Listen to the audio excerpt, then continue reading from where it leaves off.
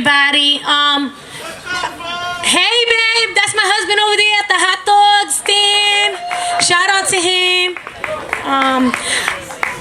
Basically, a lot of the things I wanted to say, I already said them in the march, but some people were kind of confused about what I was saying.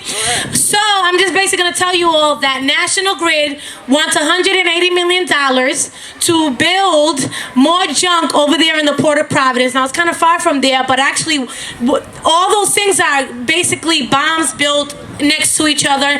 One of the tanks has a 14-mile evacuation radius, so it will be around over here if something was to happen, God forbid. But basically, $180 million to build more junk infrastructure. And what we're saying as a community is we don't want that. We don't want to spend $180 million on more junk. We want to invest that in other things. Another thing I was saying is, like, y'all don't hear about this, but basically everybody wants to call right in, like, the violence and all this other stuff, and they don't want to point out the violence that these companies are doing to us. When it comes to when it comes to putting chemicals in the air. Everything is far away. It seems far away because it's over there in the port by Allen's Avenue.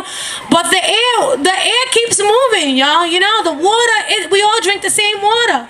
And that gas leak that happened a couple of weeks ago, where did that gas go is what I'm saying. Where did that gas go, and how can we prevent those things from happening, and how we can stop all those infrastructures from being in our communities? Because what happened is that they put these things on purpose in areas where there's people of color and when there's poor people. So we're saying is we have to, like Sherry said, fight on all fronts in terms of, environmental justice, social justice, etc. So if you want to know more about this campaign, please go to our Facebook page, No LNG and PVD.